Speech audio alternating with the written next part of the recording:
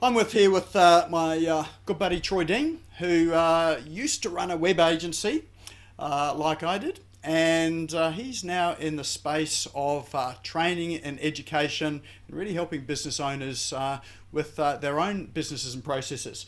But look, rather than me talking about what Troy does, why don't I ask Troy what he does and to tell us a bit about who you are? Thanks, Nick. Good to be here, mate. It's been a while. So I started out in the web space back in about 2007, I think, and built an agency, and then just by accident really got into agency coaching because we were, as you know, we were hanging out at WordCamps all over the place, Melbourne and Brisbane and Sydney and Gold Coast and Sunshine Coast. And every time I'd come out of a conference, there'd be this core group of people who were lamenting about the lack of business training for small freelance web designers.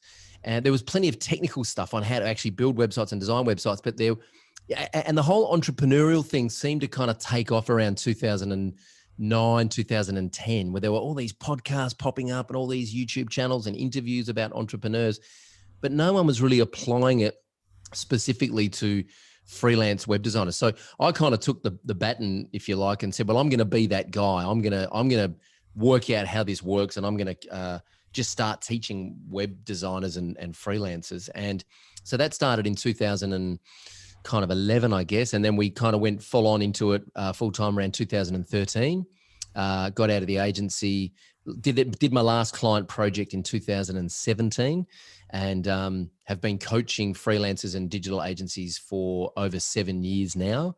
And it's amazing, mate. I get out of bed every day and I pinch myself. I mean, I can't believe I get paid to do this job. It's just incredible. I'm having the time of my life.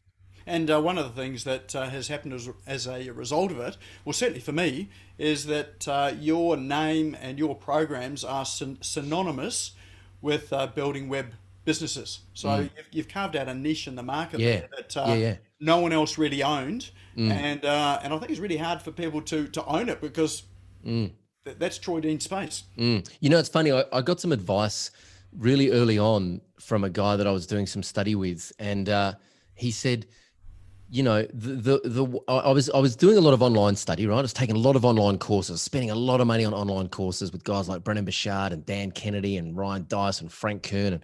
And then I hired a mentor in Melbourne named Ed Dale. And he said to me, look, success is all about market leadership. You've got to become a leader in your market, right? And he said, the easiest way to own a category is to invent it. And at the time, there was nobody who was specifically running a coaching program or an online training education program for WordPress consultants. No one was doing that, right? And so I just stepped into that space and I went, right, that's what I'm going to do from now on. I'm going to become the number one guy on the planet to help WordPress consultants grow. And over the last 7 years, and so you're right, finding that very small micro niche, if you like, and then owning that corner of the room. And over the last 7 years, we've expanded to include SEO agencies, digital marketing agencies, digital ad agencies, branding agencies. But we started off in that micro niche, which made it really easy to find our target audience and really easy to communicate with them because we knew exactly where they were, what their problems were, and we put a label on what it is we did, and we became the number one very quickly. And for me, that's watching your journey, and because we've known each other for a long time now. Yeah. And just watching you evolve from running an agency through to the space that you're in now, where you're the authority and you've got real credibility in teaching other agencies essentially how to do business. And now you're teaching people how to teach people how to do this sort of stuff. Yeah. Which is the program that I'm involved with you with the Course Creators Blueprint. Yeah. So and so the niche that I guess I'm looking to carve out for myself is really helping people to understand how to work with VAs and how to build a team effectively so that all of the bad experiences that I often hear about people working with VAs. We can sort of eliminate all that and have people on a successful track building businesses with a team. And I know that you've worked heavily with VAs. You've developed a team, and I mean, it hasn't always been that way, has it? It's been something that's just grown and evolved. Yeah, well, we've just made lots of mistakes, mate, and we've just spent lots of money and made lots of mistakes, and didn't know what I was doing for a long period of time. So we've learned by trial and error. And I will say this though, right? I will say this, as an Australian company, I'm really proud of the fact now that we can employ Australian staff on a full-time basis, because our team in the Philippines have enabled us to grow this business to the point where we're in a position to employ Australian staff. Now, we've got 4 staff here, I think, in Australia, 6 or 7 in the Philippines. If we didn't have our staff in the Philippines when we started out, I mean, it was just economically impossible for us to hire full-time staff in Australia when we were starting out, right? Because the cost of living here is just a lot higher. And also the numbers, right? It's just a numbers game. So having staff in the Philippines, and as I said, we made a lot of mistakes, but we've now got an office over there. We've got a really great team of people. Having those staff from the early days allowed us to grow the business to the point where economically it then made sense for us to hire some local staff in Australia. So I hear a lot of people saying, well, you should just support local jobs. And my argument to that is, that's great. I'm now in a position where I can create local jobs because my team in the Philippines have helped me grow the business to a point where I can afford to do that. But when 6 years ago, I couldn't afford to pay myself a salary, let alone hire full-time Australian staff. So I just kind of want to debunk that myth that you have to look at this from the point of view that it's not always possible to hire local staff, and also the talent pool in wherever it is, the talent, like the global talent pool, actually having global staff gives you an access to a greater talent pool, right? So I've come across some, video editors, developers, SEO, designers. I've come across people in, India, Vietnam, Philippines, Ukraine, that the skill set just blows my mind, how good these people are. And it doesn't really matter where they live, right? So Australia's a pretty small country. We're a pretty small population for the land size here, and the cost of living is really bloody high. So what that means is that you've got a small talent pool who demand big dollars to come work with you. And there is definitely an advantage to looking globally at emerging economies to build your team to get to a point where you can then hire someone local, because there are advantages of having local staff. There's nothing quite like sitting in a room with someone, face to face, nutting some problems out. So I just kind of wanted to share that, that hopefully might help some people kind of rethink any common kind of, myths that they have about employing remote staff or offshore staff. I'm glad you brought that up, because I do get that question quite often is, what about Aussie jobs? Here we are at the moment in a pandemic, people are losing their jobs, and, we should really be supporting people locally. But what you're suggesting there is that our businesses go through growth phases where, when we start up, it's a lean machine, there's not a lot of cash, owners aren't paying themselves, and, that the progression is that hiring VAs or remote staff is part of a growth strategy in order to get you to the point where you've got a business that can support people over here. So it's not a never or either or never strategy. That's right. It's this is what's right for now, and here's our bigger vision. That's right. So did you start off with a vision as to where you wanted your business to get to when you started hiring VAs, or was it something that was more organic and just evolved as you grew? I can pretend that I had a vision from day one, if you like, if that would make the interview better. The truth is, mate, like most of us who start out, we're just hacking our way to relevance, aren't we? We're just trying to find a business model. We're trying to find a message that fits. We're trying to find our first cohort of customers. And, so one of the things that we delegated first off when I had the agency was when I had the when I had the epiphany that recurring revenue is the holy grail of all business models. And one of the first things I did was I built SEO plans. This is back in the day, back in 2009, 2010, 2009, and I built SEO plans. And I realized I knew enough about SEO to get myself into Stripe, but I also knew enough about SEO that I didn't want to be on the tools all day, every day, because it's not a set and forget thing, right? So I found an amazing team of guys in India who are essentially a large development agency. And I reached out to them, and I think I found them through Upwork, or back then it was called Odesk or whatever. I reached out to them and got them to sort of work on my website first, just to prove that they could do their job, right? And the economics made sense. And I had clients I knew I could sell SEO to, and I just wanted someone else to do the work for me and to keep on top of it, because I didn't want to be spending all my time doing that. I just wanted to talk to clients and design the strategy. Well, these guys were so good, right, that it became a profit center for me to sell SEO plans to clients, to have my team in India doing the work. I would have a reporting engine in the middle that would send reports to my clients every Monday morning, automated. I would pick up the phone and call my clients once a fortnight just to explain the reports and explain what was going on. And the guys in India were educating me about what was happening in SEO. So they would send me articles and videos to watch, and I would skill up and then just call my clients and say, right, well, so this is what's happening now, and this is what we need to do here, and we need to do this. And the clients were super happy because their rankings were going up. The guys in India were super happy because they didn't have to interface with the client. They just got to do what they did best, right? And I was super happy because I got to do what I did best. So it was a real win-win. And that was the light bulb moment for me, where I realized I understood my place in the value chain. My place was sitting between the technicians and the client. And that's been kind of my sweet spot ever since. The next thing I worked out was website care plans. So taking care of clients' websites on a recurring basis. I set that all up in Managed WP. And then we had all our clients set up in Asana. And we delegated that to Michelle in the Philippines, who's still with us to this day. Delegated that to her. And she would just log in, a couple of times a week, updates everyone websites, and, manage everything, and then send them a report, let them know what had happened. And I'd get on the horn once a fortnight with the client and, ask what they needed next, and just drum up consulting work from them. So really what you're saying is that hiring VAs is it's not a one-way relationship. It's actually a two-way relationship. Oh, totally.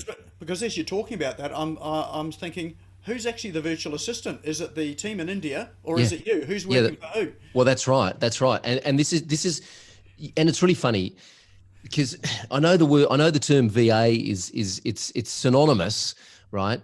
But I need to say there's nothing virtual about my virtual assistants, right? My team in the Philippines, I mean, I've met them a couple of times now. I've been over to Manila. We took the team to Thailand for a team retreat a couple of years ago. They're like family for me.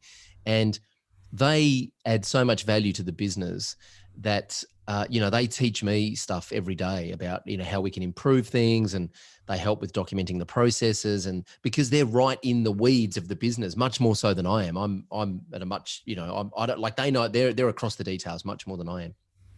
So I think one of the key things I've realized over the years with working with remote staff is that it doesn't matter where you are, and it doesn't matter what you do for a living. The number one thing that people want more than anything is they want to know that they're doing meaningful work that matters. And sometimes we've all got to do kind of monotonous, repetitive stuff that we don't want to do. But, just the idea of kind of outsourcing this stuff to VAs, what I've learned is to get a really great team happening, you've got to let everyone know why what it is they're doing matters, and the impact that they're having on the business, and that they're actually doing meaningful work, and that they're valued. And so we're very big on building that culture and talking to our team about the values and the mission. And we have daily stand-ups with them, video chat. We talk to them every day. They're a part of the decision-making process in the business. I think of them as virtual assistants. I did when I first started out, but over the years, having met them and got to know them, I realize now that they're just a really important part of my team. They just happen to live in the Philippines. So virtual, I suppose virtual assistant, when I hear the term now, it almost feels demeaning, in the sense that it reminds me of people in business, and this used to be me too, who had all of these jobs there that you didn't want to do, you weren't particularly good at. If you could run a business without having to worry about these admin tasks and all the awful stuff, the mundane stuff, give it to someone else to do, they would do it. And that's almost like picking up your crap. You deal with all the crap there, That's right. and sort of come back when it's done. Don't speak to me until it's done. That's and right. so for me, that's what virtual assistant is synonymous with, is that sort of right. stuff there. That's right. But I know from my experience that our staff they're in our business. They are part of the business, and I really relate to the fact that when you talk about them being part of the decisions, the meetings, and I know that it changed for me the first time I went over to the Philippines Yeah. and met my staff. Yeah. That was a fundamental change moment, because what we were able to do, I just wish we could do it more now. Yeah. And I'm looking forward to the things opening up. Yeah. But I remember sitting down with one of my coders, and we were just talking about a code issue. So and he was showing me what he was doing, and I just jumped on the machine and said, "What about if we did it this way?" And I just started tapping out some code there, and I could just see his eyes. His eyes just sort of lit up and said, "This guy actually knows how to code." And it's like you can almost see he's not like all my other bosses that just tell me to do impossible stuff. This guy actually knows what he's doing, and our relationship just changed from that point on. There was just this mutual respect rather than you're the boss and you're the business, and I'm just doing work for you. Totally. I think the other thing, the expectation is when people, particularly when you're looking for your first remote team member, people think that, and I made the same mistake. Well, I need someone who can, write some code, is really good with design, can edit my videos, is a great copywriter, can, design my logos, can reach out and book guests for my podcast. And it's like, hang on a second, try and hire someone to do all that in Australia.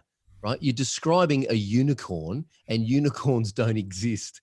And I made that same mistake. And it was actually Chris Ducker who said to me once, he actually pulled me up and he said, "Mate, you're trying to hire a super VA, and there's no such thing as a super VA. So you need to be really clear about the role that you're hiring for, and then realize that you are looking to hire someone in an emerging economy because the economics make sense, because the cost of living makes sense for you to hire someone in that part of the world rather than hiring them in your office, because it's going to be too expensive to hire them in your office. But other than that, nothing changes. You still need to go through the hiring process, the recruiting process. You still need to test them. You still need to hire for cultural fit, and you still need to have your expectations that they're one person and they've probably got a specific skill set. They're not a unicorn. And I think that when you look at people that are hiring, well, I certainly see it now. People that are hiring, there's one thing that is often missing, and that's a clear job description. Oh, 100%. So I reckon when you hire locally, I reckon the one thing missing when you hire people locally is a clear job description. Absolutely. So what are your learnings and tips about how did you, having looked for that super VA, how did you then refine down what it was that you did need, and how did you communicate that in a way that you're able to get someone that could fill that role for you? Yeah, it's a really good question. So we have this WordPress plugin that is basically a bunch of video tutorials that get updated every time WordPress gets updated, right? And so every time WordPress got updated, we would have to go and update 45 videos. And that became a very time-consuming exercise. So that was one of the first things that we found a VA to do. And we taught them how to use ScreenFlow and, taught them our process. And the mindset then was, well, because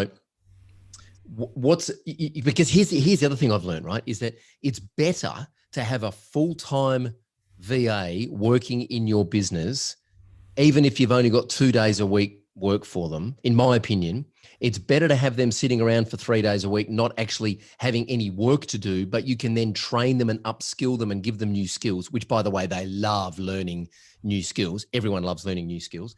It's better to do that than try and get someone who's only working 2 days a week, because then they're going to be working with other clients and their focus shifts. And our preference now is that if you work with our organization, you work in a full-time capacity and you don't work with any other clients. And if that means that you're twiddling your thumbs for a day a week, come tell me and we'll find some courses for you to do. We'll what's your professional development look like? What do you want to do next? How do you want to develop? And we'll get you connected with the right resources so that you can continue to develop. And so when we first hired Pat to do our videos, it was pretty clear what his role was. It was just update these videos.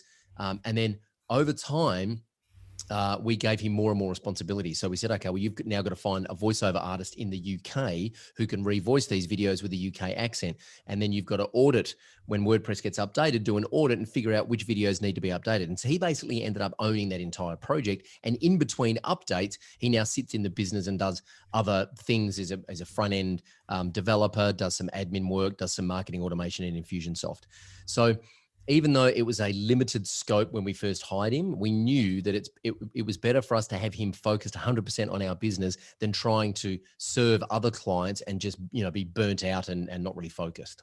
So you're really looking at what it is they're interested in, caring for them, and understanding, what areas of their career they'd like to develop in, and really supporting them with that. Totally. It's one of the things that, and this, it's like, it's hard to explain this, but it's a selfish thing to make sure your team members are in their sweet spot. I'll tell you why it's selfish, because you're going to get the best performance out of them if they are doing things they enjoy and they're good at, right? They're going to be happier, which is great for them, but ultimately it makes good business sense and it's good economics. You don't want someone doing something they don't enjoy and they're not very good at, because it's just going to end in disaster.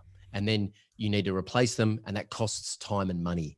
So I'm very eager and enthusiastic to find out what people want to do over the next 2, 3, 5 years and try and plot a trajectory for them and go, okay, well, this is what we're doing for now, but know that there's definitely a pathway here. As the business continues to grow, you could end up doing this. If that's what you want to do, you need to keep communicating with me. And if you want, like Michelle in the Philippines, she's elevated to customer success manager now. She's really customer advocacy. So her job is to make sure the company's doing a great job by its customers. And so we found a course for her, customer success management course, that she completed and was like top of her class, across a global audience. She absolutely loves it. She loves learning. She loves taking on more responsibility. And that's just because we've had those conversations about what she wants to do rather than just delegating tasks to her. So it sounds like you've got people there that are starting to become, or are, indispensable in your organisation. So that's a real risk. Like if they leave, Yeah. what do you do? Yeah. Well, I haven't thought about that yet, Nick. Well, so we do have some redundancy. So basically, part of what we do with our documentation is we make documentation part of our team's job. And so there's one. I learned a lot of this from hanging out with Dave Jennings over the years from System Hub and Systemology fame. And he and I just talk about processes all the time. And through kind of osmosis, there's one standard operating procedure that I developed in our business, which is the standard operating procedure for creating standard operating procedures. So our whole team now know how to write documentation, and we've got an intranet where all of our processes are documented. It's not perfect, but it's good enough so that if someone is, and there's usually more than one person that knows how to do any job, unless it's something super specific like writing JavaScript or, answering customer support tickets, managing our customer support desk. Michelle knows how to do that. So does Charmaine. So does Dioza.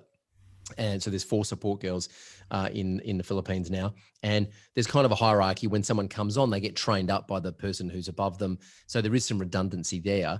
But I like having linchpins in the company. I like having people who are almost indispensable. As a business owner, I like that because we reward them. We look after our team.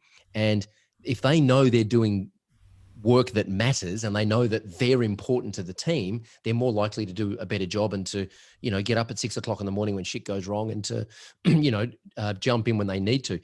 I guess part of this also just comes down to having a really abundant mindset to go, well, we've done it before. We've found these people in the past. We've trained them up. We've built this team. If it all turned to shit tomorrow, we could probably do it again and it wouldn't take us as long because we know what mistakes not to make next time. One of the things you've spoken about is communication being a really important thing. Yeah, yeah. And if you think about how you communicate, or what are the effective things that you need to do to ensure that you've got a cohesive team that is committed, is loyal, and is working well. How, what's that? Well, it's funny you mentioned that. I've just hired a business coach actually to help me with this. So I'll tell you in 12 months' time. So we so here's, I still make this mistake every day, but here's what I know. The biggest problem with communication is the misconception and the myth that it's actually taken place. Right? I'll say that again. The biggest problem with communication is the myth that it's actually taken place. So I have conversations with my team all the time in my head, right? Sometimes I forget to open my mouth and let the words come out. And even more often than that, I forget to open my mouth and let the words come out when they're on the other end of the call, right? So sometimes it amazes me that a team member doesn't know something, and then I realize I haven't communicated to them. So what I'm learning as I continue to do this, and I keep learning, is that you cannot over communicate. In fact, when someone is rolling their eyes because they're finishing your sentences for you, that you've communicated it enough, right? So just practically, what does that look like? Well, we have a weekly team meeting every Monday at 1:34 p.m. Melbourne time. It's deliberately a weird time so people don't forget. And that's about 45 minutes. And then every other day, Tuesday through Friday, we have a 15-minute huddle with the whole team at 1:34 p.m. And that's just a very quick, what are you working on? What are your numbers? Where are you stuck? And we're still really practicing that cadence, but we talk every day on video. We have Zoom video calls every single day. And it's really, because it amazes me, and we've only been doing this for a few months. Prior to that, it amazes me how much you can get off track in a week. So you'd meet on a Monday morning or a Monday afternoon, you come back the following week and go, how come you've been working on that for the last 4 days? Right? How did that even happen? Because the communication just wasn't there. So a really regular communication rhythm. And I think the thing also, particularly with Philippine staff, is it's a cultural thing, right? They really, really want to do the right thing, and they really want to preserve their integrity, and they really want to please. So you have to make it overtly okay, and you have to be overt in making it a safe environment for them to push back, ask questions, give suggestions, and ask clarifying questions. Otherwise, they'll just say, yes, I understand. And then if they don't understand, they'll get off the phone and they'll start trying to research around and try and find out what the hell it is you said if they don't understand. So you need to make it really okay for them to ask lots of questions so that they're really clear about what it is that we're trying to work on as a team. And I think the mindset for me is really asking them as a team member, not treating them like a subordinate. So, and it sounds like part of it is understanding that, in fact, culturally, this is the difference between their culture and our culture. Australians and New Zealanders are quite brash and upfront, and often quite happy to speak, their mind. And when you're communicating with people that, hey, that's not the first, method of operating, then there needs to be some way for you as the leader in the organisation to just pick up those signs and notice that, hey, look, I've said this. It just doesn't look like they've got it yet.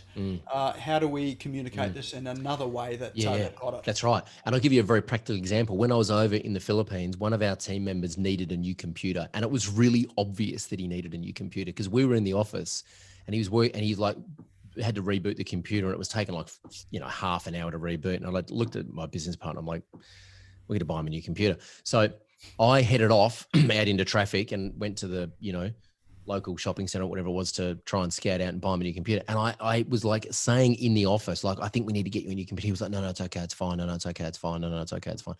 On my way in the Uber or whatever it was to the shopping center, one of our staff was messaging me on Slack saying, yes, please, can we please have a new computer? And what I realized is that they were too humble to ask me in person, but they were okay texting me on Slack to ask me, because it it wasn't confronting for them because I wasn't in the same room. And that was a real lesson for me. So I'm okay now. I will actually say on a meeting, if I'm asking for feedback and I'm not getting feedback or I'm not getting questions, I'll say, listen, it's okay if you don't want to ask any questions now. Feel free to ping me in Slack later if you've got any questions. And then 10 minutes after the meeting, I'll start to get the questions come through because they are embarrassed or they're too humble to, to put themselves in the spotlight on a call, but they're happy to text me privately. So you need to really understand what they're comfortable with. And you can't make an assumption that just because you and I could sit in a room and like go toe to toe and have a really good, robust debate about something and still be great mates at the end of it and learn a lot from each other. Culturally, you have to understand that not everyone works the same way. What about when things go wrong? Things are not always rosy and things don't always pan out. Sometimes it's just mistakes that people made. Totally. And other times there are fundamental flaws there in that the person is either unsuited, they've got the wrong attitude for the role there. How do you deal with that, and how do you weed out what are just mistakes and what are in fact fundamental problems that you can't keep your staff? Yeah, we've been really lucky with our staff. We've had a very low turnover, right? Now, I say we've been really lucky. Michelle, who works for us in the Philippines, she is basically now our recruiter. So if we need new staff in the Philippines, I'll just ask Michelle and she'll go recruit, right? So she kind of handles that. There's a couple of things. One, if it's just a mistake, you need to make it, and I say this for all of our team, I want to know up front, and I want to know what happened, and I want to know why, and I want to know if it was a process issue, if it was a documentation, or if it was human error. And then we just move on and we deal with it. So you need to make it perfectly okay for people to say, I'm really sorry, this happened, blah, blah, blah, right? And let them know that there are no repercussions, right? That no one's going to throw a tantrum, no one's going to get fired on the spot. We just need to figure out how to make sure this doesn't happen again. So and I can't stress that enough.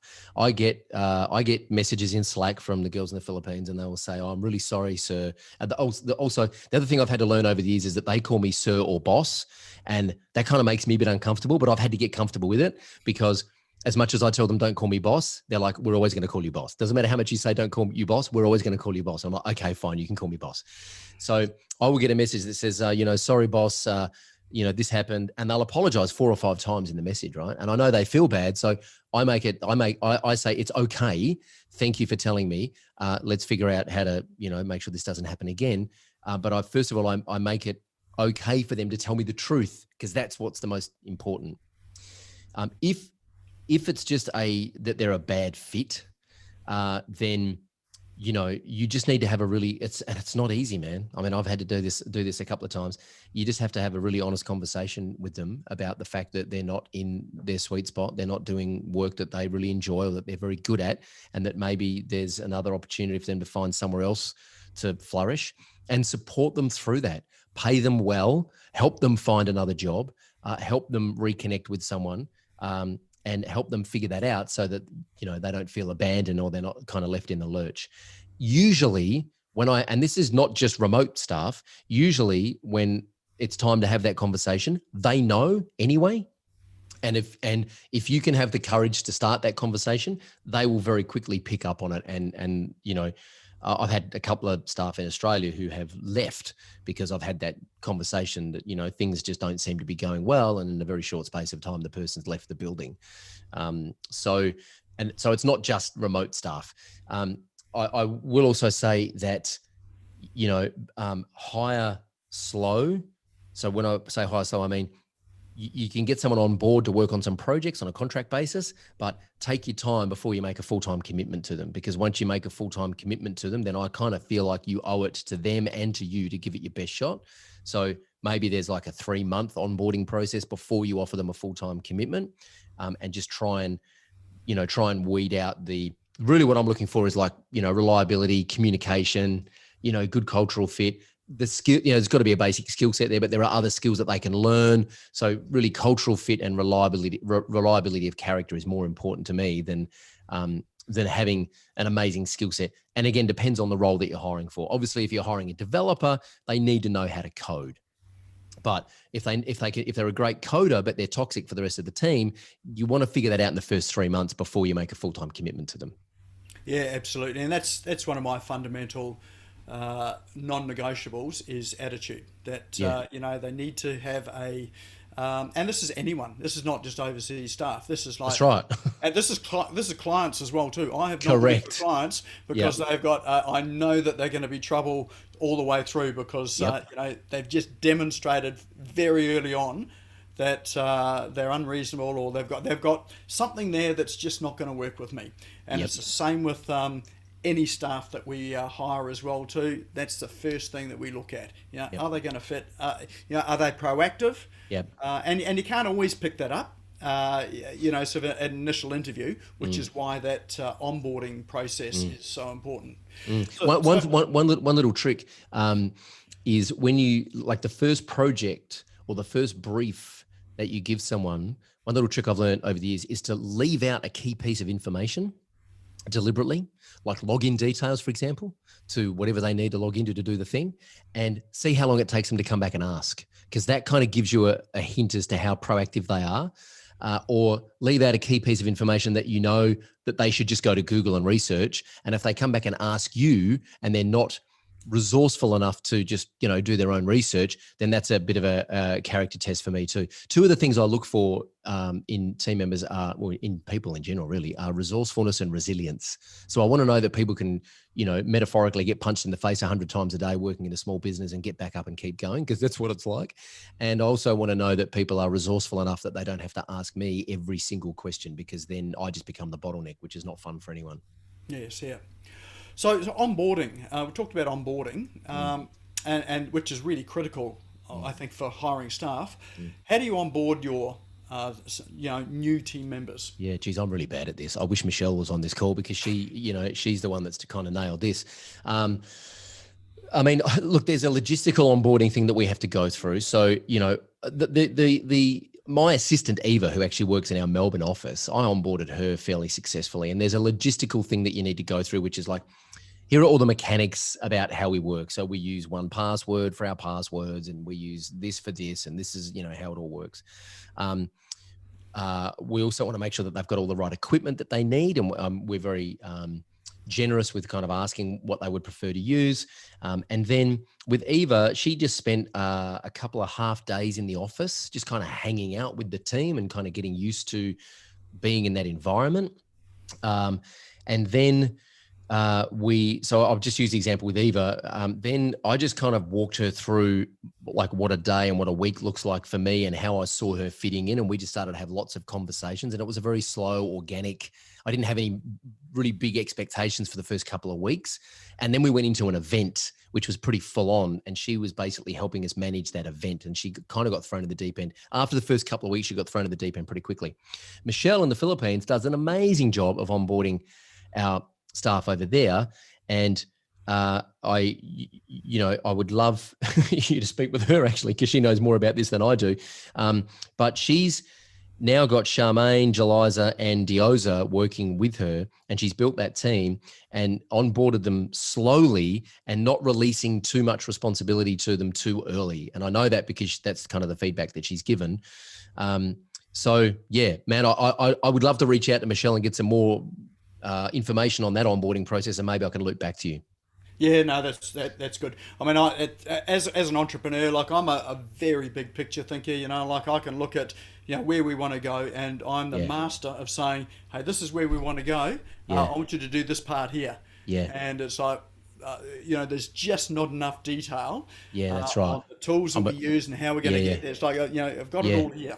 So there's two things. We have an onboarding project in Asana. For anyone who joins our organization needs to go through a checklist in Asana to make sure they've got access to all, like they've got the keys to the kingdom, basically, right? Logins to all the stuff, and like Slack, one password, all that kind of stuff. The other thing is, I think we do a pretty good onboarding.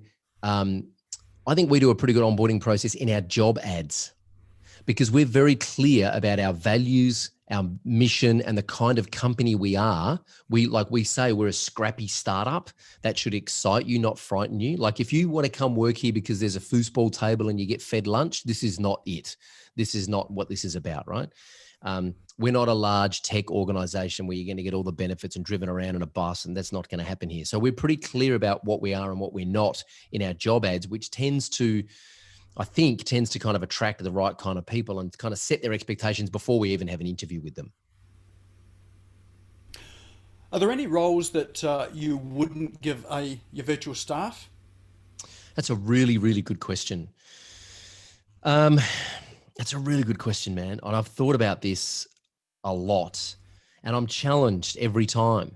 Like, so for example, years ago, I would have thought, well, maybe I don't want my staff in the Philippines talking directly to my customers. And that, frankly, was probably a fear mindset that I had, because I maybe thought my customers, I don't know how my customers would feel about that, right?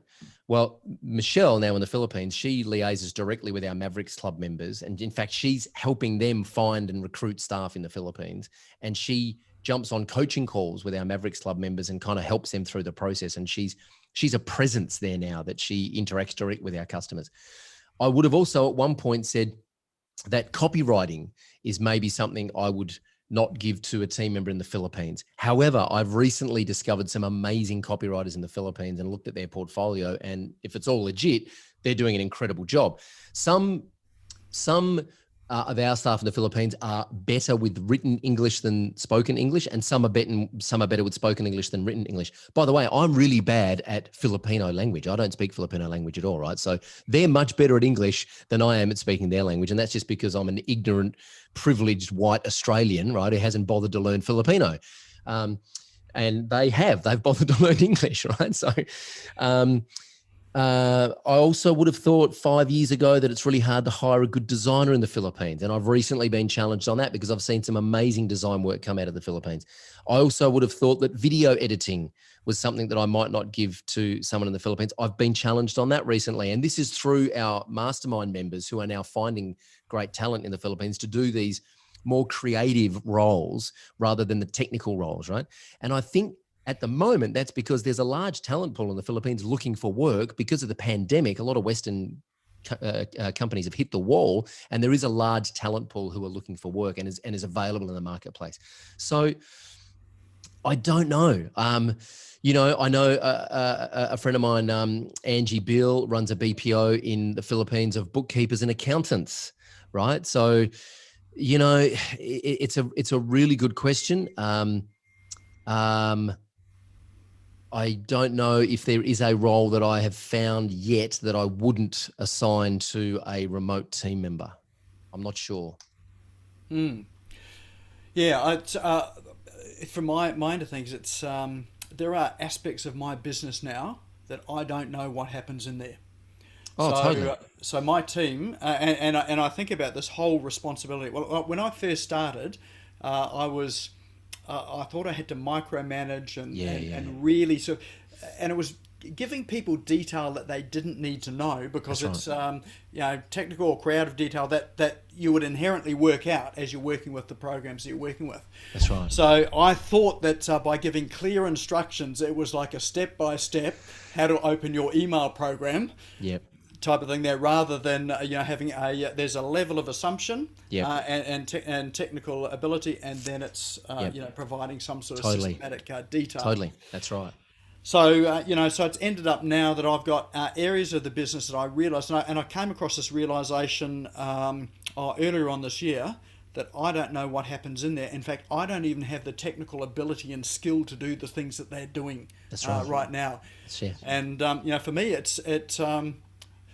it's incredibly liberating, because Absolutely.